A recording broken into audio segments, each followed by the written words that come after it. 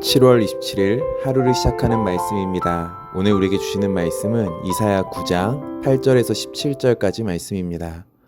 주께서 야곱에게 말씀을 보내시며 그것을 이스라엘에게 임하게 하셨은즉 모든 백성 곧 에브라임과 사마리아 주민이 알 것이거늘 그들이 교만하고 완악한 마음으로 말하기를 벽돌이 무너졌으나 우리는 다듬은 돌로 쌓고 뽕나무들이 찍혔으나 우리는 백향목으로 그것을 대신하리라 하는도다. 그러므로 여호와께서 르신의 대적들을 일으켜 그를 치게 하시며 그의 원수들을 격동시키시리니 앞에는 아람 사람이요 뒤에는 블레셋 사람이라. 그들이 모두 입을 벌려 이스라엘을 삼키리라. 그럴지라도 여호와의 진노가 돌아서지 아니하며 그의 손이 여전히 펴져 있으리라. 그리하여도 그 백성이 자기들을 치시는 이에게로 돌아오지 아니하며 만군의 여호와를 찾지 아니하도다. 그러므로 여호와께서 하루 사이에 이스라엘 중에서 머리와 꼬리와 종려나무 가지와 갈대를 끊으시리니 그 머리는 곧 장로와 존귀한 자요 그 꼬리는 곧 거짓말을 가르치는 선지자라. 백성을 인도하는 자가 그들을 미혹하니 인도를 받는 자들이 멸망을 당하는도다. 이 백성이 모두 경건하지 아니하며 악을 행하며 모든 입으로 망령되이 말하니 그러므로 주께서 그들의 장정들을 기뻐하지 아니하시며 그들의 고아와 과부를 긍휼히 여기지 아니하시리라. 그럴지라도 여호와의 진노가 돌아서지 아니하며 그의 손이 여전히 펴져 있으리라. 아멘. 이사야 9장 말씀을 살펴보겠습니다. 우리가 오늘 다루지 않은 이사야 9장 1절에서 7절 말씀을 보면 소망의 말씀이 나옵니다. 흑암 가운데 빛이 비칠 것이며 한 아기가 우리에게 태어날 것이다 라고 합니다. 그리고 마지막은 이렇게 끝이 납니다. 만군의 여호와의 열심히 이를 이루시리라고요. 왜 하나님께서 친히 열심을 내셔야 합니까? 구약의 역사는 한 가지를 계속 증명하기 때문입니다. 인간은 스스로 하나님께 돌아올 수 없다라는 것입니다. 율법을 주셔도 기적을 보여주셔도 선지자를 보내셔도 인간은 결국 자기 자신을 의지합니다. 그래서 하나님께서 직접 일하시겠다고 선언하신 것입니다.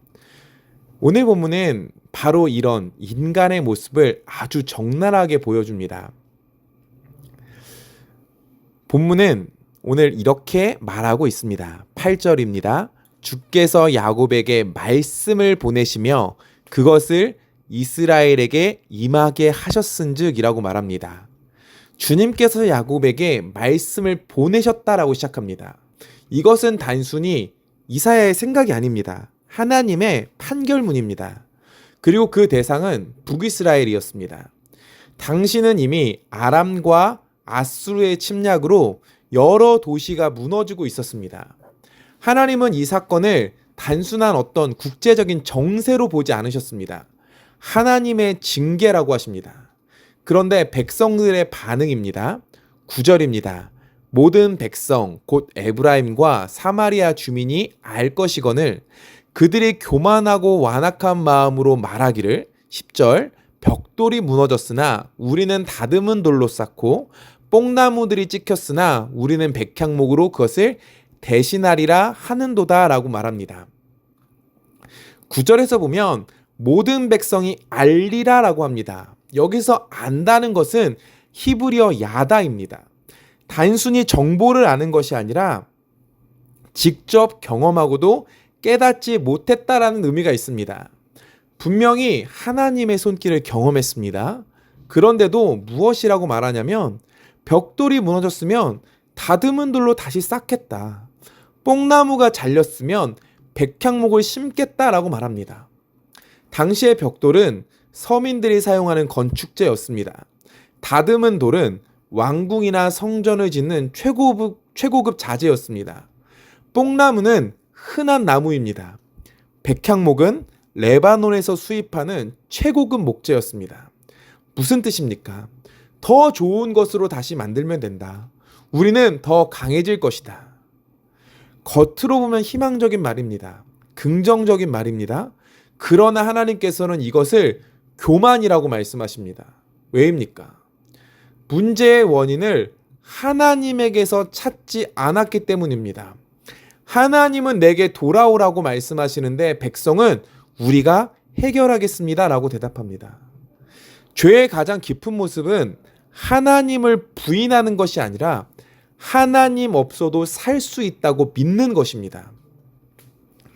징계는요, 하나님의 마지막 경고입니다. 오늘 본문의 중심은 13절 말씀입니다. 13절입니다. 그리하여도 그 백성이 자기들을 치시는 이에게로 돌아오지 아니하며 만군의 여호와를 찾지 아니하도다 라고 말합니다. 여기서 돌아오다는 히브리어 슈브입니다.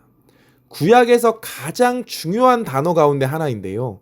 단순히 방향을 바꾸는 것을 넘어서 언약의 하나님께 다시 돌아오는 것입니다.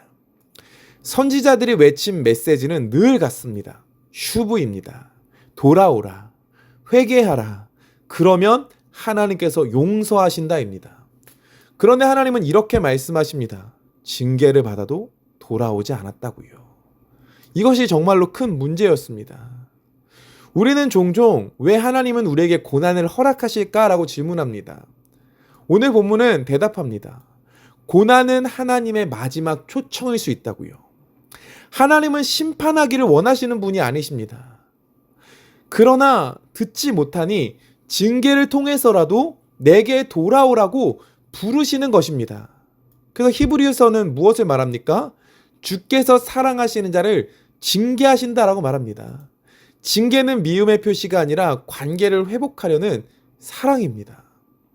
하나님은 그들에게 있어서 말씀하시고 계십니다. 근데 이스라엘은 돌아오지 못합니다. 우리는 지금 어떻습니까? 하나님께서 지금 우리에게 슈브를 외치시고 계실지 모릅니다. 돌아오라. 우리는 반응할 수 있어야 합니다. 우리는 하나님 언약 안에 놓여 있을 수 있어야 합니다. 우리는 죄인이기에 순종하기 어렵습니다. 우리는 가만히 있으면 잘못된 길로 갑니다. 그러나 하나님은 우리를 포기하지 않으시며 열심을 내십니다. 그러면 이제는 그 열심을 내시는, 우리에게 손을 펴시는 그 하나님께로 돌아갈 수 있어야 하지 않겠습니까? 하나님을 떠나면 나 한 사람만 무너지지 않습니다. 공동체도 함께 무너집니다. 14절부터 보면 하나님은 머리와 꼬리를 함께 자르시겠다고 말씀하십니다. 이것은 어떤 계층을 말하는 것이 아닙니다. 지도자와 백성을 함께 말하는 것입니다. 15절에서는 직접 설명합니다.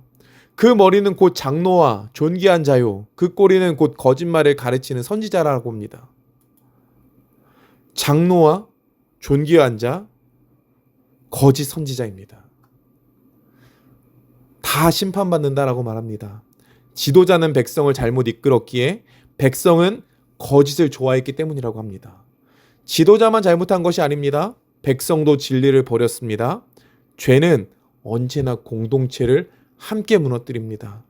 죄는 엄청난 영향력을 가지고 있습니다.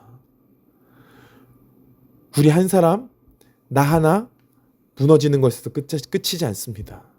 우리는 그렇기에 더 경계하며 더 깨어 있어야 하는 것입니다. 오늘 본문을 보면 하나님께서는 계속 돌아오지 않았다라고 말씀하십니다. 이것은 인간의 본성입니다. 사람은 실패를 통해 배우기도 합니다. 그러나 죄인은요, 실패를 통해 하나님을 배우지 않습니다. 더 강한 자신을 만들려고 합니다. 더 좋은 방법을 찾습니다. 더 열심히 살아보려고 합니다. 그러나 하나님께는 돌아오지 않습니다. 그래서 이사야 9장 앞부분에서 하나님은 이미 답을 말씀하시는 겁니다. 만군의 여호와의 열심이 이를 이루시리라고요. 인간의 열심으로는 안 됩니다. 하나님의 열심은 그러나 됩니다. 그래서 하나님께서 오셨습니다. 예수님은 단순히 우리를 격려하러 오신 분이 아닙니다. 우리 대신 순종하시고 우리 대신 심판받으시고 성령을 보내셔서 우리 안에서 순종하게 하시는 분이십니다. 에스겔은 이것을 새 마음, 새 영이라고도 불렀습니다. 하나님은 이렇게 일하십니다. 우리가 순종하지 못하는 것을 끝까지 순종하지 못하고 돌아오지 못하는 것을 아시고 우리를 사랑해서 예수 그리스도를 보내십니다. 끝까지 사랑하시는, 끝까지 열심을 내시는 우리 하나님이십니다. 우리는 이 하나님의 사랑에 반응해야 하지 않겠습니까? 오늘 본문을 보면 이스라엘은 무너진 성벽을 봅니다. 그러나 하나님은 무너진 마음을 보셨습니다. 이스라엘은 더 좋은 돌을 찾았습니다. 그러나 하나님은 돌보다 회개를 찾으십니다. 오늘 우리도 마찬가지입니다. 문제가 생기면 더 좋은 방법, 더 좋은 환경, 이런 것을 찾습니다. 그러나 하나님은 말씀하십니다. 내게로 돌아오라고요. 성도의 삶은 의지력이 강한 사람이 되는 것이 아닙니다. 매일 성령님을 의지하며 우리의 힘으로는 순종할 수 없음을 고백하며 하나님께 돌아오는 삶입니다. 가만히 있으면 우리는 욕망을 따라 흘러갈 것입니다. 죄의 본성을 따라 살아가게 될 것입니다. 그러나 오늘도 하나님의 열심이 우리를 붙들고 있다는 것을 잊지 마십시오. 우리를 다시 부르십니다. 우리를 다시 일으키십니다. 그래서 우리의 소망은 우리의 결심이 아니라 지금도 우리 안에서 역사하시는 하나님의 열심에 있습니다.